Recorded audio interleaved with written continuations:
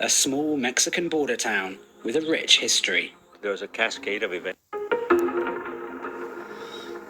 Welcome to the town of Rio Rico. The river, the boundary between two countries. Talk about illegals on this side, well, I was illegal on that side too. A small Mexican border town with a rich history. There was a cascade of events that these folks said, look at what the gringos did to us. They took away our river.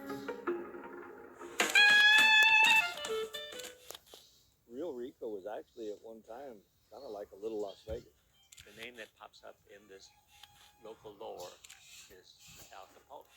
Except it turns out Rio Rico wasn't always part of Mexico. And there's consequences of trying to control nature. I mean, unforeseen consequences. A shocking discovery in 1967 revealed that the town was originally part of the United States. Hundreds of Mexicans discovered they were actually American. All the major newspapers, they all carried a story about the lost Americans. It was a big deal because it's an unusual story. So how did this happen?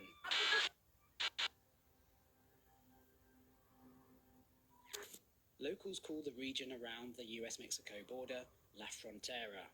It can be a dangerous place with security forces on the lookout for cartels who traffic drugs and people to the US whilst smuggling guns and money back to Mexico.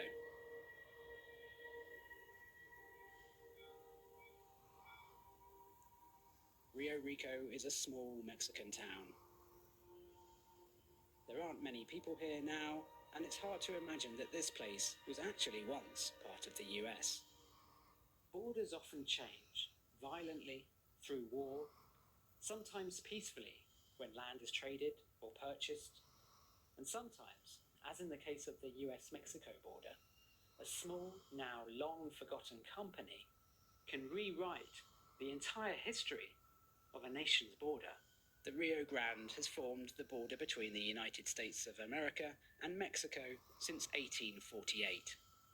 In the early 1900s, the American Rio Grande Land and Irrigation Company had a pumping station on the US side that took water from the river and delivered it to local farmers. The company started to worry that the river would change course, though, so in 1906 it cut a new channel that isolated 419 acres south of the river. The old loop of river dried up, and this area became known as the Horcon Tract, with Rio Rico in the middle. Essentially, south of the river is Mexico. So 419 acres became territory of Mexico.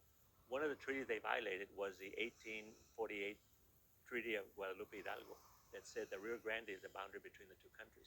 The American Rio Grande Land and Irrigation Company was fined in order to pay damages to those living on the Horcon Tract. But residents pretty quickly adapted to becoming part of Mexico.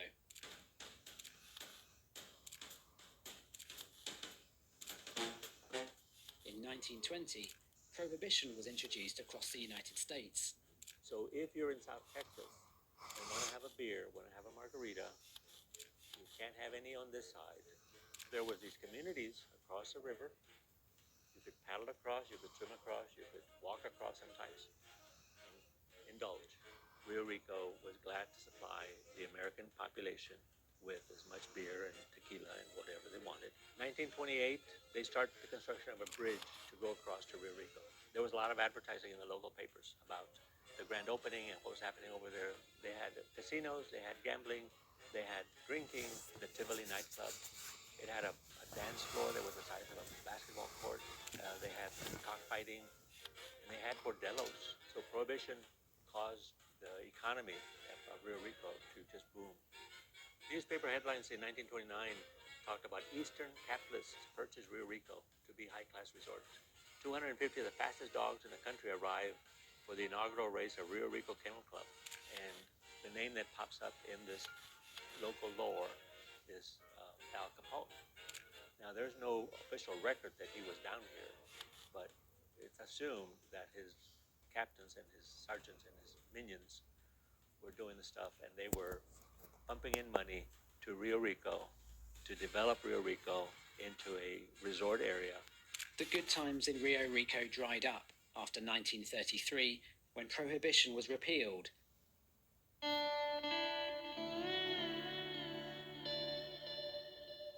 Mike England grew up on the US side of the river. For him, the border was never something that separated people. Growing up there on the river like I did was a kid's paradise.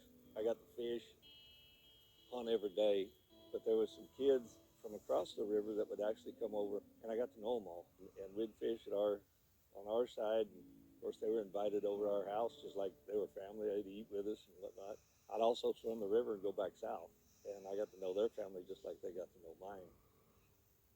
It's kind of strange, you know, they talk about illegals on this side. Well, I guess I was illegal on that side too, but nobody cared. After a while, the inhabitants of Rio Rico had largely forgotten that they were once citizens of the US. Until 1967, when a geography professor called James Hill rediscovered what had happened. He did extensive research on this area and created some well-documented maps that designated the property owners in all these 419 acres, where the cut of the river was. This was especially interesting to attorney Laurier MacDonald, who was representing a client called Homero Cantu, who was in the process of being deported from the US. MacDonald was able to prove that because his client was born in Rio Rico, that made him a US citizen. The U.S. Court of Appeals decides, yes, indeed, Mr. Cantu was born in U.S. territory. That's the 14th Amendment to the Constitution.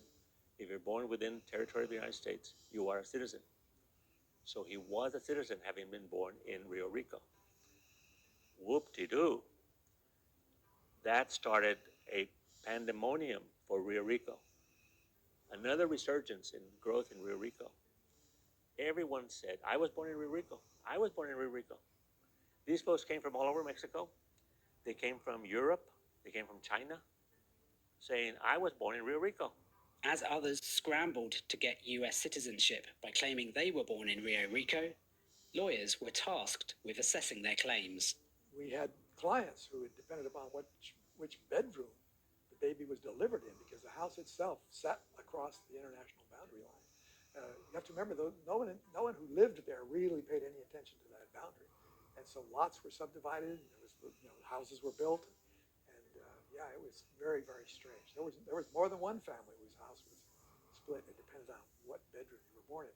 In the end, the US officially ceded the whore contract to Mexico and accepted the claims of about 250 people.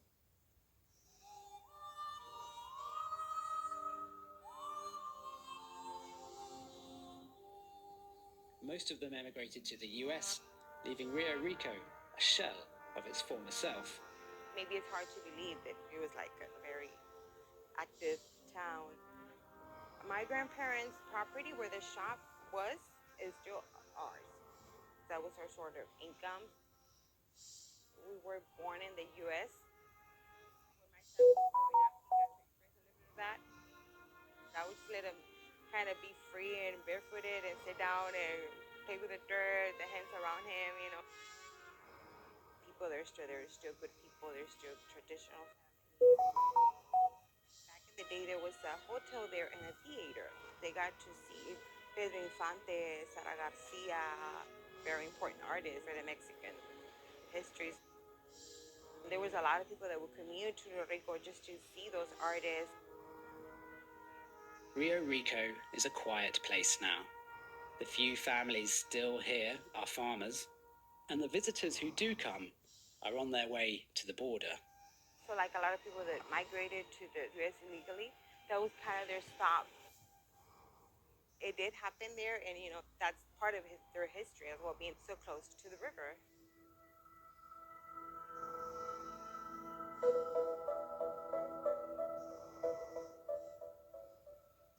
As the US battles drug trafficking and illegal immigration, this borderland is now one of the most surveilled frontiers in the world. It's hard to imagine a small irrigation company could ever have such an influence over a community like this ever again. The folks in Rio Rico today, they know little, if nothing, of the history of Rio Rico. I look at the sheds or almost everything falling apart, it's just like, maybe it's hard to believe that it was like a very active town. that river doesn't separate people. We're still brothers. We're still, we're all just people. So that's my story about Rio Rico, one town, two countries, and the lost Americans.